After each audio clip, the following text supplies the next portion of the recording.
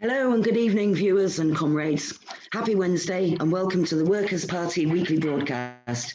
We're excited tonight because it's election eve. Tomorrow in Helensburgh, voters will have their first ever chance to vote Workers' Party in an election. History in the making. So we'll be hearing from party members shortly, but first may I present to you our supersonic leader, the most popular boy in Scotland, George Galloway. Thank you so much indeed. I don't know about popular. We'll see about that, but definitely best known.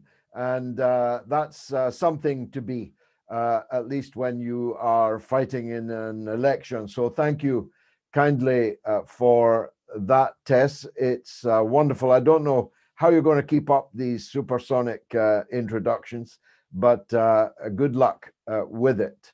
It is election eve in Lomond South and Helensburgh, and it is the first time that anyone will ever have had the chance to vote for the Workers' Party in an election. And we very much hope that all the efforts, such as they were able to be, given the ridiculous restrictions on electioneering that the Scottish government imposed, meaning that virtually no door, well, absolutely no door could be knocked, but very few doors could even be delivered. Though I'm told, a little bird told me that Workers' Party activists got round some of these restrictions and did their very best.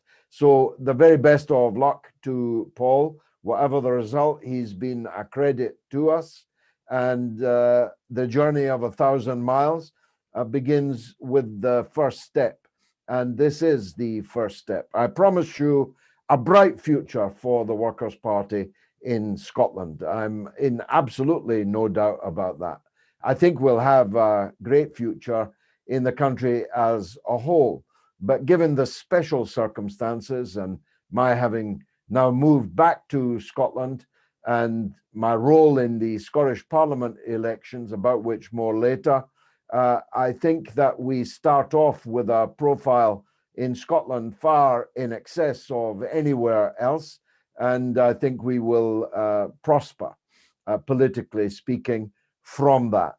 We will very quickly be on every ballot paper in Scotland, and I expect that members will flood into the party after the elections to the Scottish Parliament in May. So best of luck, Paul. I will come back to the electoral situation and the opinion polling to which Tess just referred. But I want to start with, if you'll forgive me, a homily to David Davis, the Right Honourable David Davis, a right honourable man, albeit a conservative, a man who appeared in my Tony Blair film, a man who relentlessly pursued the truth about the Iraq War, having been one of those fooled by Tony Blair in the run-up to the war. He never forgot the shame of voting for a war that turned out to be based on a pack of lies, and he remorselessly pursued and is still remorselessly pursuing the truth about how Britain was lied into that disastrous war. But the homily is not really to him, but to the ancient practice of parliamentary privilege and the freedom of speech of elected parliamentarians that it defends. Because what we saw last night in the House of Commons was in half an hour, exactly 30 minutes, of an adjournment debate, a device I have used very many times myself to air important issues under privilege, where the rich and the powerful cannot stop you from speaking. In just half an hour, David Davis did more than an entire year of endless machination inside the Scottish Parliament, where it turns out there is no parliamentary privilege and therefore no truth may be spoken if the stars are aligned against you speaking it. And by stars, I mean the legal machinery in Scotland. And the chief law officer, when he appeared before the Alex Salmond Tribunal, was brutally frank about it. He warned the members of the Scottish Parliament what they were allowed to ask him and what they were allowed not to, and what they were allowed to say about him and about the Crown, and what they were not allowed. You may well think, those of you not lucky enough to live under the Scottish government, that it's a peculiar kind of parliament where unelected law officers can tell the elected members of parliament what they might say and what questions they might ask. And you'd be right about that. I used my right of seeking adjournment debates on many things. I exposed the role of Ian Henderson, the Scottish spook who in Kenya and in other places ran a reign of terror at the fag end of the empire, but who in my time in Parliament was still torturing people in Bahrain, on the torture tables of Bahrain. And I named him and shamed him and exposed him in a debate. I exposed Roger Windsor, whom I believed to be a state asset inside the miners' union during the epic miners' strike. I used it for many purposes. I exposed the fake sheikh, you may remember. I can't remember his name now, but the man who used to be the undercover chief reporter for the News of the World, whose speciality was to entrap people into incriminating speech or behavior, who ruined a lot of lives and who tried to entrap me over Rupert Murdoch and other things. And I exposed them in an adjournment debate. It's a very important parliamentary occasion if the member of parliament who's granted the debate, and it's chosen by lot, has the courage to actually name and shame the people that he is or she is exposing. And of course, that rules out a lot of members of parliament. Courage is in short supply in the British political class these days, but it was not always so. My late friend, of whom I now think more and more often, Tam Dalyell, the erstwhile member of parliament for Linlithgow, and a very great role model for a radical parliamentarian. He used adjournment debates throughout the miners' strike, throughout the Falklands War, right up through the Yugoslav War, the Iraq War. He was usually, often at least, thrown out of Parliament for using unparliamentary language about some of our rulers. But Tam was the most indefatigable man ever in British politics, indefatigably pursuing his target right to the end. He was an absolute model parliamentarian. That's what you want when you elect a member of parliament. And David Davis's performance last night was of the very greatest moment. What he did was, courtesy of a whistleblower, and whistleblowers too are in shorter supply nowadays than they used to be, and that's a result of a deliberate policy. They might as well put up signs in the corridors of power. Look at Belmarsh Prison and think about Julian Assange, the world's greatest whistleblower. So whistleblowers are in shorter supply than they used to, but David Davis had one. And that whistleblower gave him texts between, I'll not bore you with their names, the wider audience doesn't necessarily want to know the names, but senior figures in the Scottish government, the Scottish civil service, which of course is part of the British civil service, but has been suborned and has been subverted and has been turned and now operates openly, nakedly at the top levels, not the middle and lower levels, but at the top levels operates nakedly as an arm of the SNP's state building project. And the text messages that were revealed by David Davis last night, if you haven't seen them yet, you must watch the video. It will repay many times, both to show you what can be done with political office, and we're coming later in my talk to those of us who are seeking political office. We're not seeking it for the expenses. We're not seeking it for the wages or the buns in the tea room. We're seeking it to use elected office for a purpose that will serve the interests of the people we represent. And the texts that were revealed show a conspiracy to pervert the course of justice, and without a shadow of a doubt, they demonstrate perjury under oath of at least two of those who have been under oath in the course of all of this last 12 months or so. And David Davis has now forwarded all this to Police Scotland. I wish that another police force could be brought in to investigate this matter, because Police Scotland, not to put too fine a point on it, has a checkered record in this Alex Salmond, Nicola Sturgeon conspiracy scandal.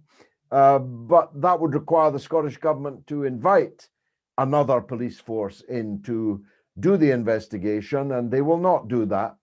But I'm hoping that as the sinking ship of Scottish nationalism is more and more obviously on the way out, that the police will properly investigate the material that David Davis has now sent them. It is evidence of clearly corrupt attempt to frame Alex Salmond, which is what I told you right from the beginning. For the avoidance of doubt, in case there is anyone in any doubt, whilst I regard Salmond by the length of Sauchiehall Street to be the superior person to Nicola Sturgeon, I'm against both of them.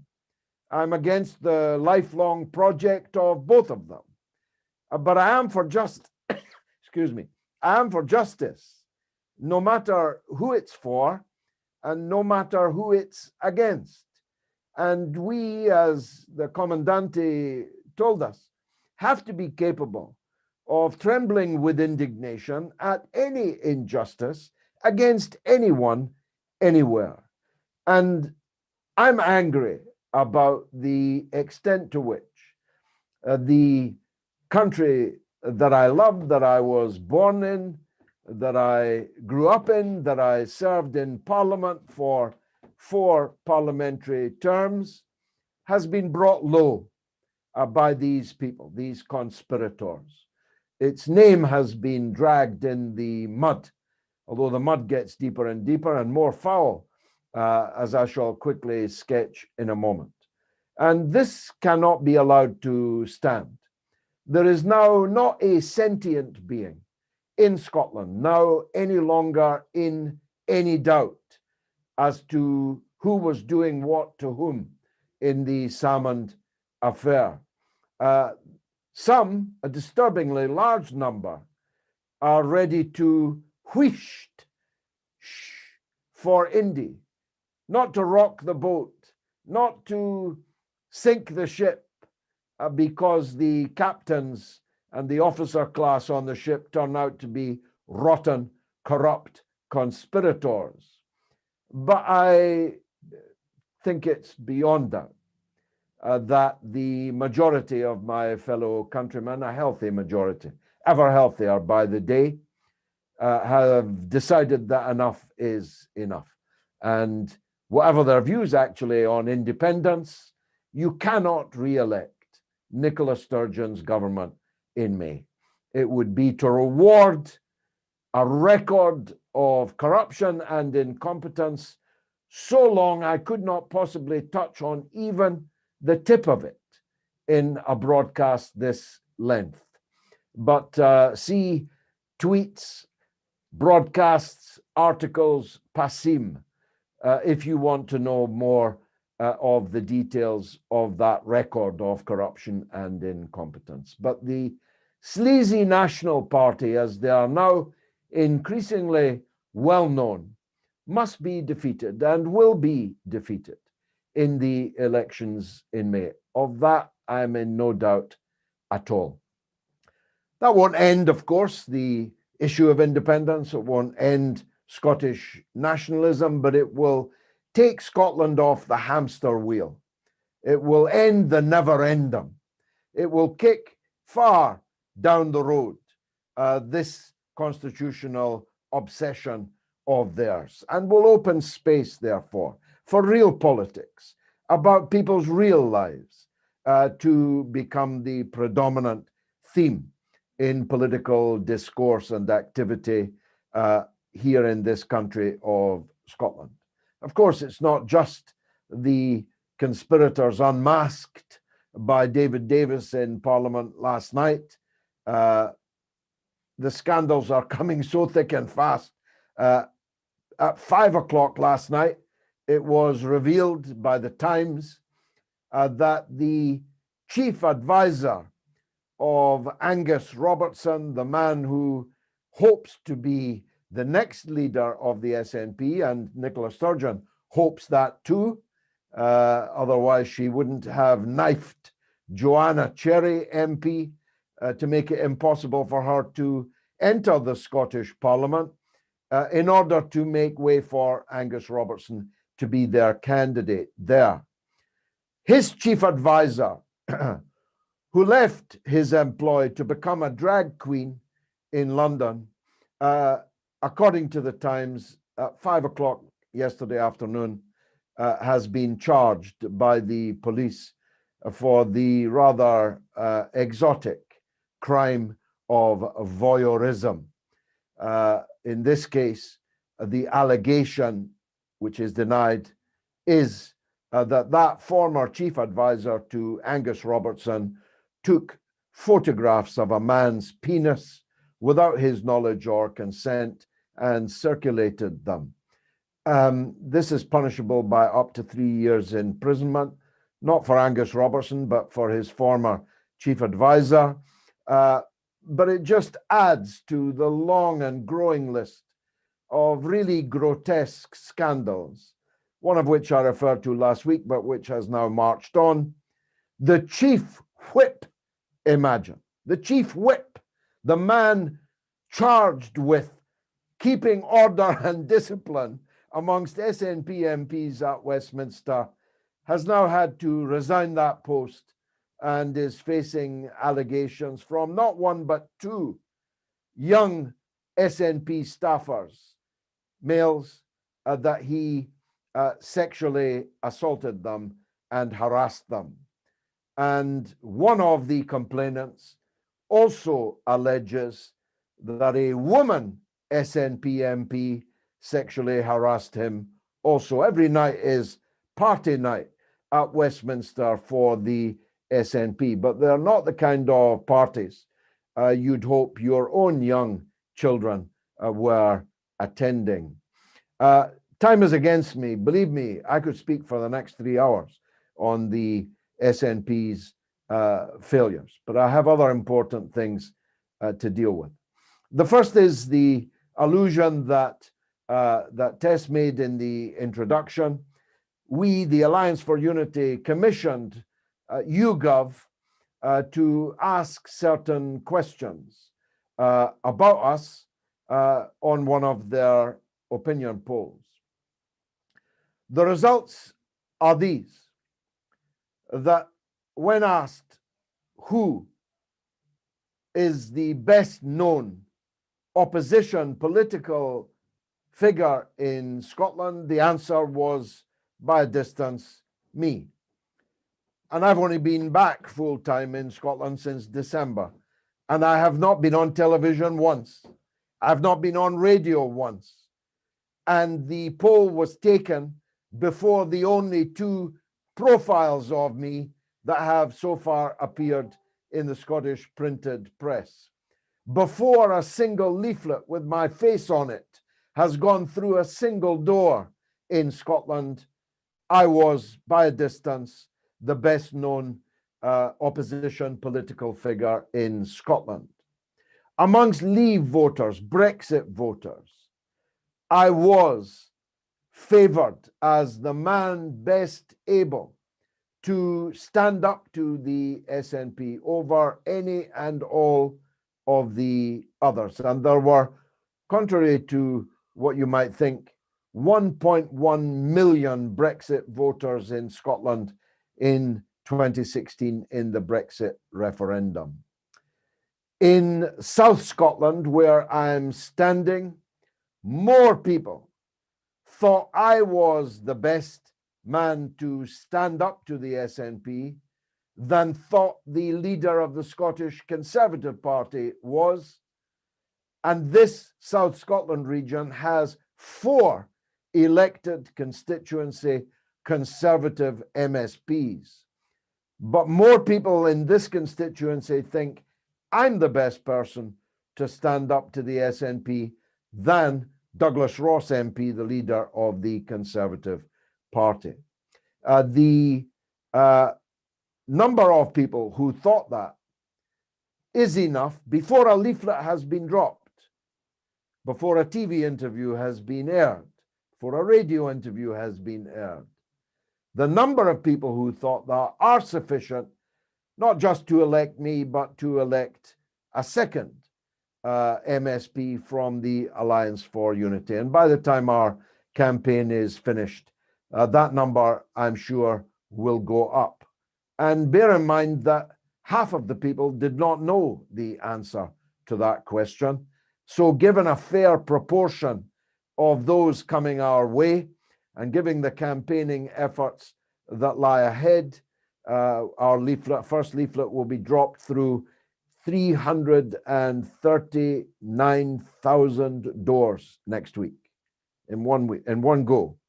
339,000 doors will get a leaflet from me with our argument, my picture of my running mates in the next 9 days or so. So in Lothian and in Glasgow, ditto. I was the man regarded as best able to stand up to the SNP. So our campaign is going fantastically well. I think public mood in Scotland, we are the zeitgeist. We have changed the political weather. In the time we've been going, both the Conservatives and the Labour Party have sacked their leaders because of a perceived danger to those two parties from this rising tide that we are surfing on. So those opinion polls and the continuing collapse of the SNP, which may happen at any time. This government may fall at any time, even before the election. Such is the pace of events, are very, very important things to bear in mind. Now, on the subject of elections, I've mentioned Paul Burrows, but there are 2 other elections I need to talk about. The first is the local elections, and by the way, you've got until Friday only to email us if you want to be a candidate in England in the council elections in May, in Scotland in the Scottish Parliament elections in May. There are still plenty of places where we can stand in England, and there are still not plenty, but there are still some places on our candidates lists in the Scottish Parliament elections that you can stand on. So let us know by the end of the week. And we'll discuss, I'm sure, plenty of times between now and May, how our campaign for local office in the local authority elections in England is going. By the way, the email address is elections@workerspartybritain.org. elections@workerspartybritain.org. When we come to the local elections in Scotland next year, where proportional representation is in place, then we're talking. Then we're really talking. On a single transferable vote election with multi-member constituencies, the Workers' Party are a serious threat to the existing parties in Scottish local government. But lastly, let me deal with a very important development. The Labour Member of Parliament for Hartlepool, I don't even remember his name and it no longer matters, has just resigned from Parliament in disgrace in advance of a tribunal result in which he was being pursued for disgraceful behavior. I needn't dwell on the nature of that disgrace, but it will be no surprise to you when you read it all. Such is the sink of depravity in many parts of our political system. This is not the first and will not be the last such resignation. But of course, every resignation means a by-election. As Nye Bevan said, where there's death, there's hope. But in this case, it's not a death. It is a resignation of a Labour MP in utter disgrace. As a matter of fact, Labour are in utter disgrace in Hartlepool anyway.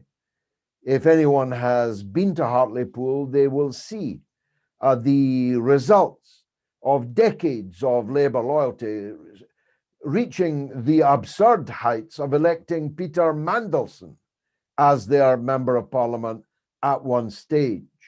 That's how contemptuous Labour is of the people of Hartlepool. They were prepared to put Peter Mandelson in as their Member of Parliament. And that's where he famously, if you recall, when being a man of the people, he went into a Hartlepool chip shop and said that he would have chips with some of that avocado, please. Avocado in a chip shop in Hartlepool is not often found, but mushy peas were what he was actually referring to. Labour doesn't deserve the support of the working class people in Hartlepool, and that's nearly everybody in Hartlepool. It is one of the most proletarian towns in the whole of the country, and the working class there deserve better, and they're going to get that offer from us. So let me say now that we will be standing in the Hartlepool by-election when it's called, and we will put every effort that we can into that by-election. It'll be our first Westminster parliamentary by-election. We'll all go there. All roads will lead, not to Wigan Pier yet, but to Hartlepool. And we will seek to hang the existing political formations that are taking advantage of the alienation of the working class in Hartlepool. We will seek to hang them from the yardarm, metaphorically speaking, of course. And we will offer something better. We will offer honest representation of the working class in Hartlepool. So if you are watching in Hartlepool or anywhere near it, be sure the Workers' Party of Britain are coming to stand by your side. We are the Brexit Party. We are the Working Class Party. We have a plan for Hartlepool, for Britain, for the working class in Britain, and we will take Hartlepool by storm with our campaign. We may not win, although we will be fighting to win, but we'll win the argument and we will establish a foothold, a footprint in Hartlepool and in places like it that will make the disgraced Labour Party shake in its boots. Labour is currently trying to rig this election for a one-man shortlist of a fervent Euromaniac Remainer in Hartlepool, one of the strongest bases of the Brexit campaign in the entire country. It's all aligning in our favor. Tess, thanks very much for listening to me. I'm happy to take questions. Thanks, George. Exciting times ahead. And what's happening in Sleaze back in politics? It probably never went away, but we were all busy looking at something else for a little while there. Yeah. Yeah. It's the last days of John Major, but it looks more like the last days of Pompeii. Oh dear, I hope it's the last days of Boris. Anyway, right, first up we have Liam. Can you unmute there, Liam? Yeah. Gotcha. Even though Evening. I've come to sort of talk about at the moment, there seems to be a mainstream media pushing the mental health crisis, or that's what's being sort of portrayed in the media at the moment, but there isn't any sort of context behind this whatsoever. There's no talks of it actually being, a wealth crisis of what's going on in the nation at the moment. And, there's no discussion around this whatsoever. So and it's probably no coincidence that it's coming up to election times, that it's further sort of dividing and it impacts upon the working class people more than anyone else. It's the impacts on that are, lack of housing, lack of education.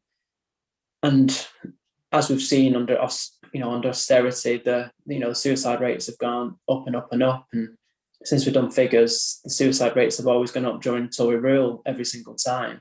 Well, these things aren't being discussed. It's as if suddenly we're all catching COVID and now we're all catching depression, and that's obviously just not the case whatsoever. It's much bigger than that, and it doesn't seem to be discussed by mainstream parties whatsoever. There's a focus on this unseen illness or these unseen illnesses about, and there's no understanding of where that's coming from. And I think Hartlepool is a traditional working class place where industry has just been completely destroyed by successive Labour and Tory governments, and they've got mortality rates which are different to the wealthiest place in the air. There's almost a 10-year discrepancy between the areas, and mental health is the same. We've got young people who have no access to jobs,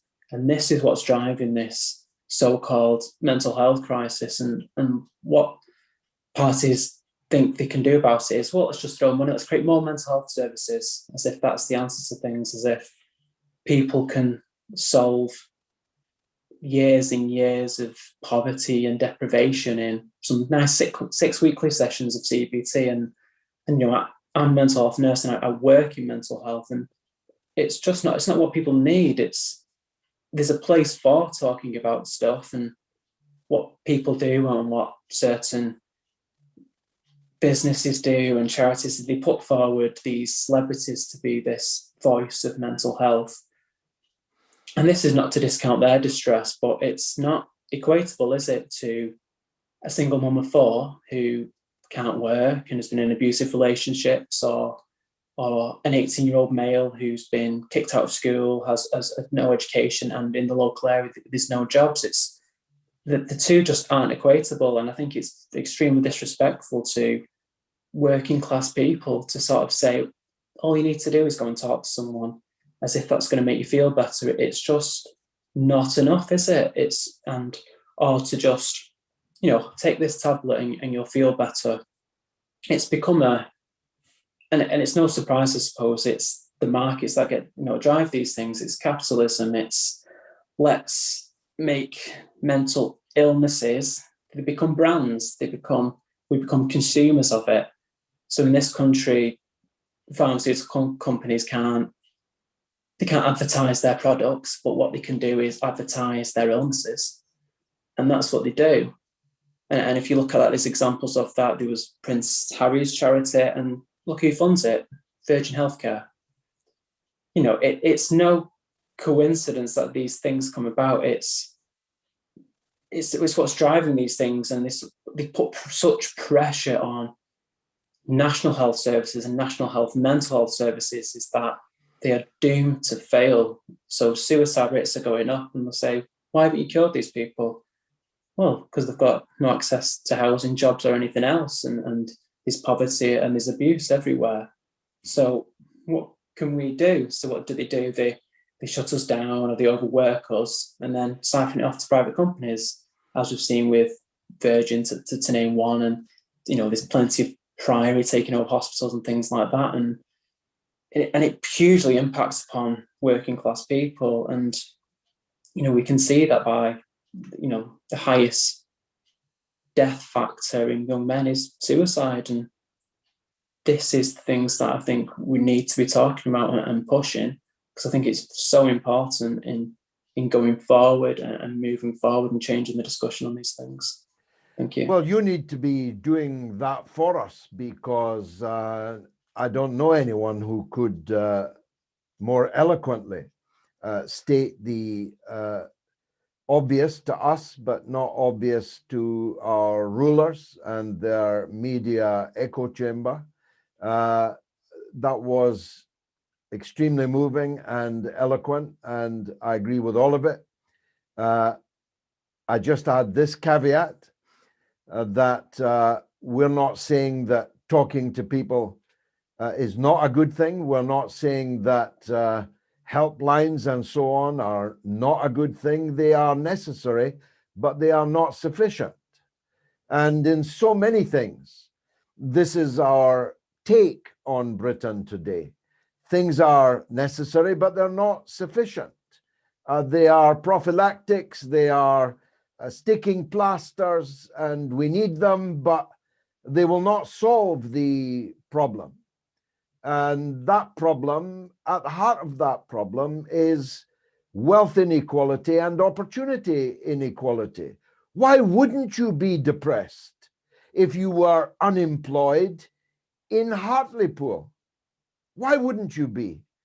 You would need to be superhuman never to feel depressed if you were unemployed in a place like Hartlepool, because the mass unemployment there has no cavalry coming over the hill. It has no light at the end of the tunnel.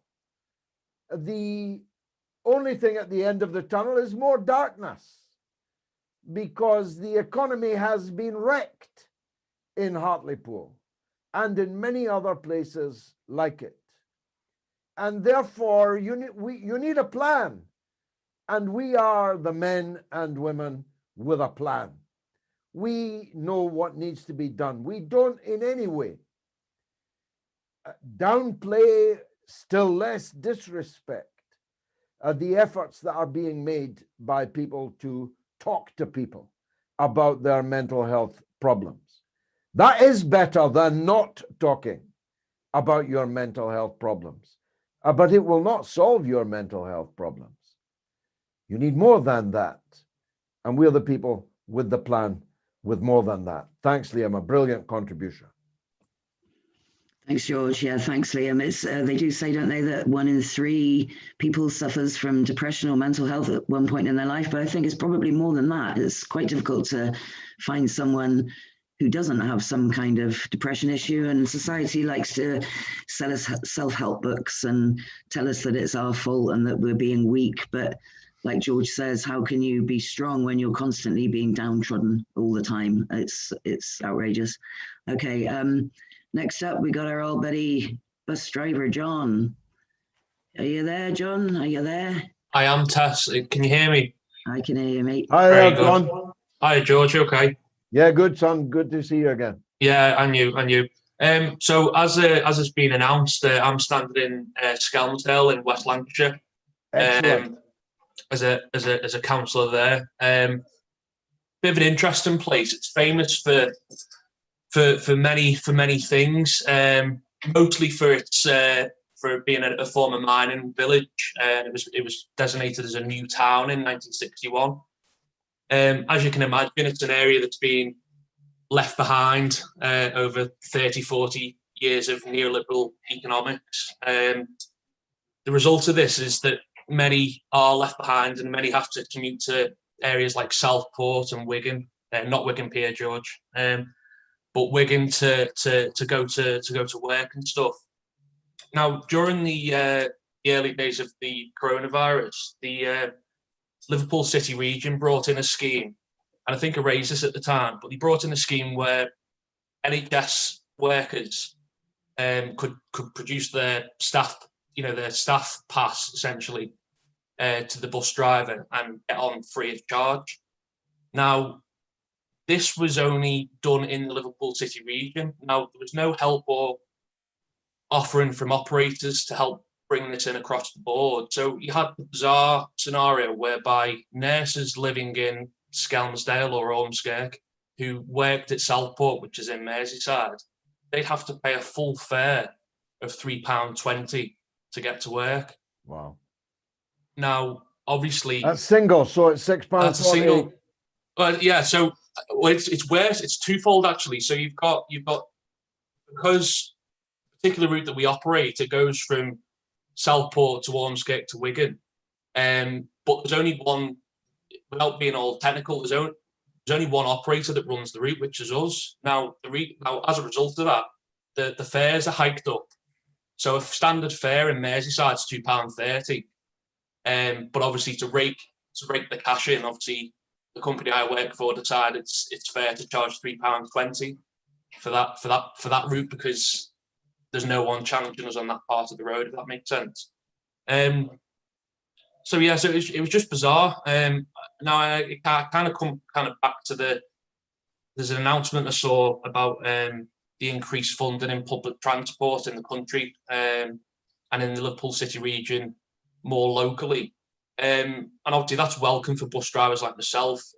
Surely we ought to bring bus and trade operations back in-house because I think you just mentioned before about sticking plasters and stuff. I mean, surely bringing in green buses or, extra funding for buses, if you just siphon in that to the operators who are then siphoning that cash off itself back to Germany, surely we're just going full circle. And I think by doing so, we end this kind of postcode lottery of monopoly capitalism so that all areas see the benefits and not just Liverpool, not just, and areas don't get left behind. Because as you mentioned there, people, how can you not be depressed by not going to work? And obviously you're going to be even more depressed if you're forced to walk to a job centre meeting, a back to work assessment. Oh, I can't get the bus because I can't afford a £3.20 fare. And because they're every half hour, they're not frequent enough for me to get there on time. So I'm quite passionate in the fact that I think it all comes back to, to public transport. And, you can't get, unless you can afford a car. I mean, you can only afford a car if you've got a job and if you've been working for a long time in order to save up. If you're unemployed, you're not in a position to be going out to buy a car before you happen to come upon a job. So I just think, and I think the pledge that we've got at the moment for free bus travel. I mean, who would disagree with that? Why would that be a hill for someone to die on to oppose that?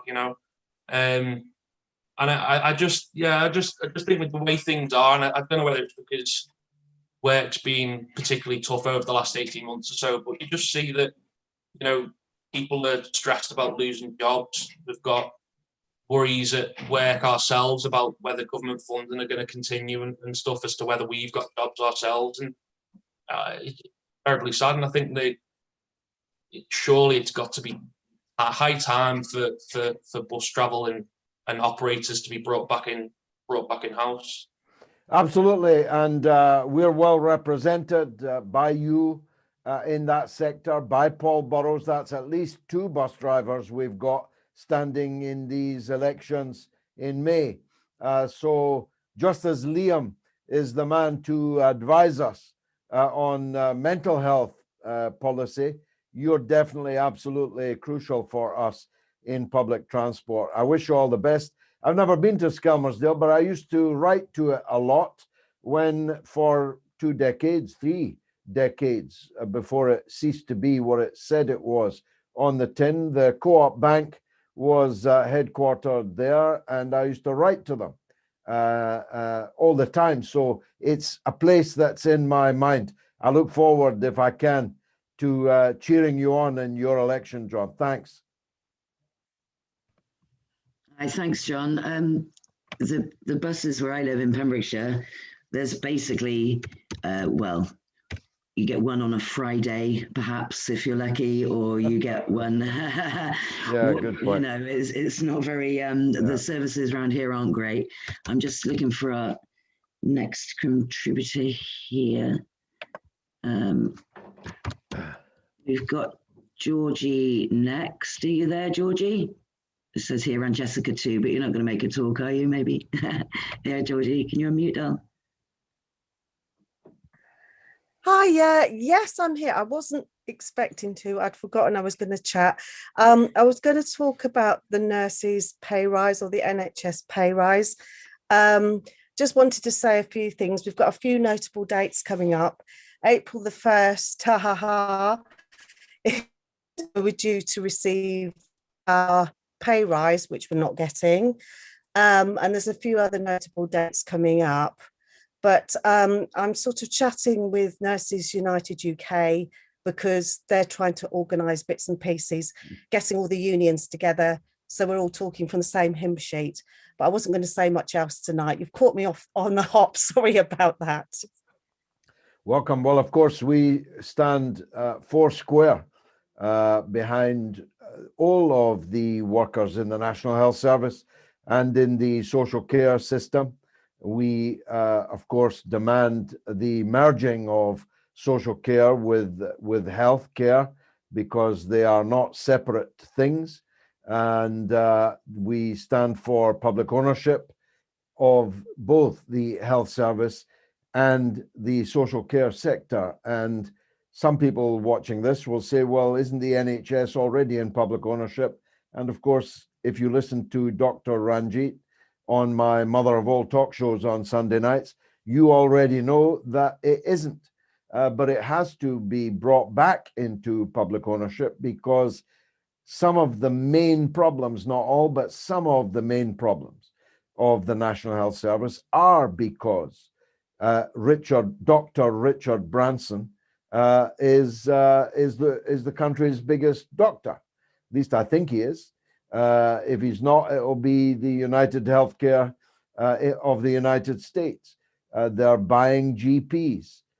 Yes, if you're not aware of that, you need to get aware. GPs practices are being bought and sold in the marketplace, and the concentration of them, monopoly ownership of them, is already underway. The services, cleaning and catering and diagnostics and technical services and so on, are on multiple levels in the NHS already privatized. And that's where our money's going, on that and on the proliferation of management in the NHS, which is not just extremely expensive, but not very efficient. So again, we are the men, the women with the plan, and you are our health service advisor. Thanks, Georgie. Good to see you again. Thanks, Georgie. Sorry about that. Sorry for springing it on you. It's because you've been waiting a couple of weeks, isn't it? So, okay, we've got Joshua next, who's also been waiting for a good few weeks. Are you there, Josh? It's like a seance, this, isn't it? Can you Absolutely. Can you hear me? Yes, yeah. Josh. Yeah. Yes. Happy St. Patrick's Day. Thank you. Yes. Okay. Just a quick little warning about the SNP. They're putting out this isn't the main topic. I'll be very quick on this one, but they put out a list of achievements, 182 of them that they allege is theirs, and they put it out on social media. I just want to warn you about that, okay? Just to make sure you're ready for it. I'm not saying I believe it. I'm sure most of it's lies or exaggerated, but anyway. And there is actually another PDF file that you can Google that will give you like a list of their failures, 100 of them. Anyway, that's basically I don't want to sound like I said, I voted to leave the European Union, and it's yesterday's debate, and I don't want to sound like an apologist or a regrexiter, but what I was going to say is, for anybody making a case to rejoin the EU who used allegedly left-wing arguments, things like the tax laws that were coming in, or the time when the EU made Apple pay the Irish government 100 million in taxes for trying to evade it, or for those Britons who are now going to miss out on the Erasmus scheme. Any of those benefits, and I've no doubt that if, as you said, the aforementioned Richard Branson, the ultimate tax evader who named his company after a tax haven, was an ardent Remainer, he would not have been supporting Remain if he had been deterred by those tax laws that were later to come in. So therefore, I sincerely believe that these tax laws are quite ineffectual. And in fact, an article in the Guardian that I read, which is actually itself a pro-Remain newspaper outlet, said that actually all the company has to do is offshore its accounts in a non-EU country. So I'm not convinced of the perks of remaining in the EU, hence why I chose to Brexit. But for any rejoiners, what's your rejoinder to the tax laws and the Erasmus scheme and the time when they made Apple pay 100 million in taxes? Well, they didn't, of course, because the Irish government refused to take it, and the Irish government backed the company and not the EU. This is all smoke and mirrors. I'm not sure how many rejoiners there are. Maybe I lead a sheltered life and just never come across them, but I wouldn't have thought this was very good weather to be trying to sell rejoining the European Union in the middle of a pandemic in which their governments and their institutions have as catastrophically failed in the first part of the crisis and have 5 or 6 times more catastrophically handled the vaccination rollout. We have vaccinated more people in Britain than Germany, France, Italy, and Spain put together. Just think about that. The chaos inside the European Union over vaccination is a daily splash on every front page in the European newspapers. The idea that anyone could prosper politically by offering the British people the chance to rejoin a failing European Union is more ridiculous by the day. All the things they predicted would happen to Britain if we left are now laughable, and therefore you don't read any more about them. We were told that we'd run out of medicine. Just think about that. It's the European Union that's run out of medicine. We were told the pound would crash. It's 139. It's 116 or 20, I think, against the euro. We were told that that Dover would seize up, but it's operating normally. All of these things that were dragged across the path to try and subvert the democratic decision that we made in 2016 just look laughable now. And of course, whether you were for Brexit or not, the question of democracy is trumps everything. It was the Labour Party's efforts to cheat the British people of that which they had voted for, which led to their disastrous defeat in December of 2019. And they've paid a high price for it, and they will go on paying a high price for it. I spoke today with Chris McGlade, the working class poet, about his conversations in the Doncaster area with really quite senior Labour people that we are very much hoping to welcome into the Workers' Party in the very near future. And one of the principal reasons they give is that they were not only, the Labour Party didn't only try to cheat them of what they voted for in Brexit, but slandered them as racists and Nazis because they voted for Brexit. I'm talking about very senior people in the Labour Party in the Doncaster area, and very senior trade union people also.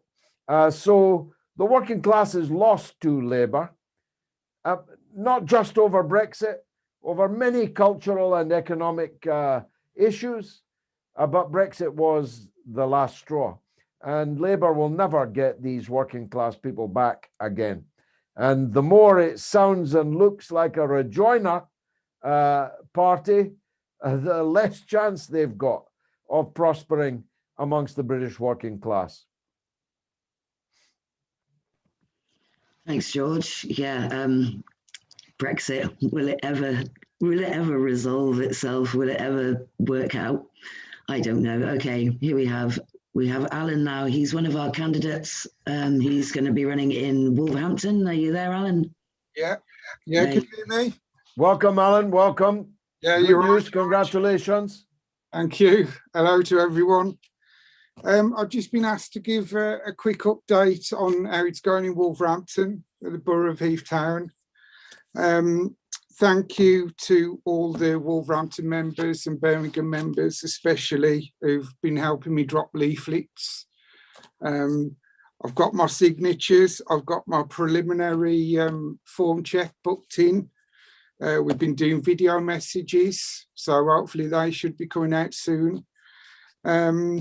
That's it really so far, but I would like to say thank you to the whole party really, just for how warm and welcoming everyone has been and the encouragement they've shown as well. Bravo, and the best of luck in Wolverhampton. I really hope that you do well and that you poll well, but you recruit well also. Don't forget that one of our purposes in fighting these elections is to win new members and build our branches from Penzance to Perth. And there's no reason to stop at Perth or even Penzance. So the best of British luck to you. I hope you do very well. Thanks a lot for that. Nice one, Alan. It's really exciting. It's so nice to see normal people running for these things. Next year, George will be able to say Pembroke, Penzance, because we'll be doing them in Wales next year. Excellent. Okay, Rob now, we haven't seen him for a few weeks. The ex-host of this lovely evening, he's going to say a few words. Go for it, Rob. Oh, thanks, Tess. Thanks very much.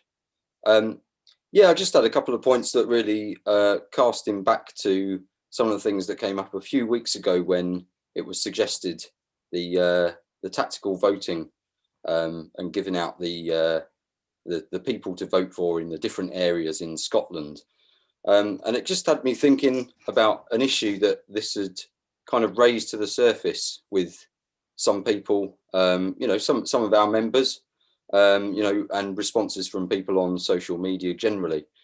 I totally understand, you know, the abhorrence that we have as workers to the Conservatives. You know, I know why that exists. I understand where it comes from, and I don't think it's a case that, you know, we have to say, oh, you know, it's you know, all people are all right, and you know, we can just kind of live and let live.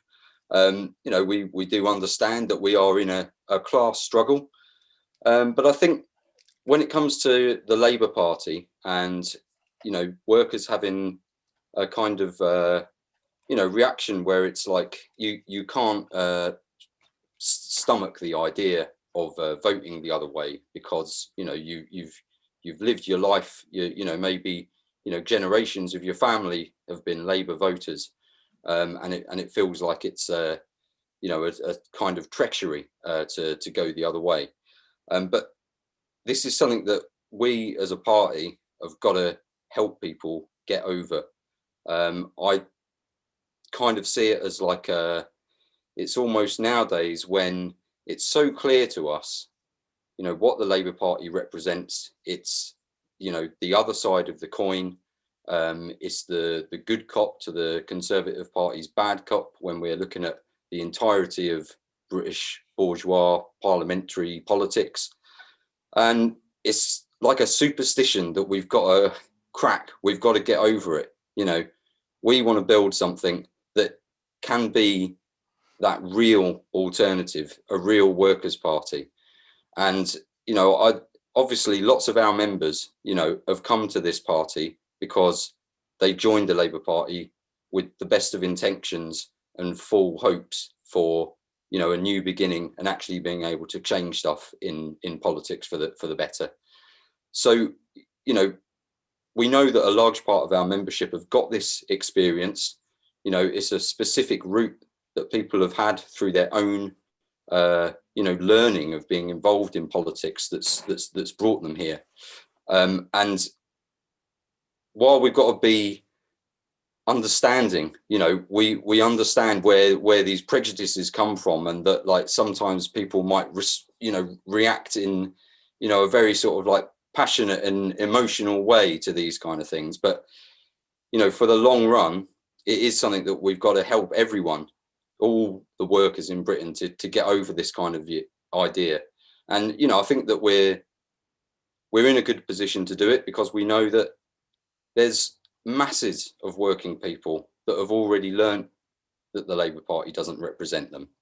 And we've got, you know, the example of, you know, masses of these workers, you know, did in effect vote Conservative in the 2019 election over the question of Brexit, when the Labour Party demonstrated through what it was saying that it was appealing to the Remain camp, to the Remain interests of, you know, large corporations, to basically say, you know, if you vote us in, we'll do our best to, you know, limit this or twist it around and turn it so that things, you know, can stay as the status quo as much as possible.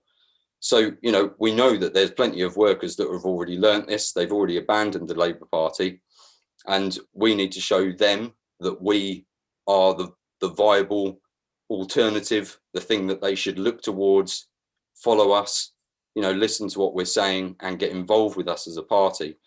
And also, you know, lots of people that haven't seen it quite like that. We've got to put the argument to them as well. So I just really hope that we can carry on our work of, you know, helping people to get over that sort of prejudice and that superstition with the idea of the two parties at loggerheads, and it's got to be one or the other when it boils down to it, because it doesn't have to be one or the other. You know, it can be us, the other. Bravo. Bravo. Thanks. Thank you, Rob. And thank you so much to George and to all our viewers and contributors. Good luck tomorrow to Paul Burrows. Woohoo! Ooh, they'll write books about you, mate. You're the first, and you certainly won't be the last. Viewers, if you like what you see and if you want to get involved, you can find out more at workerspartybritain.org. And don't forget, you can sign our Corona Tax petition as well at coronatax.org. We'll see you all same time next week. Till then, much love and take care and have a good night. Nostar. Bye-bye. Thanks. Bye.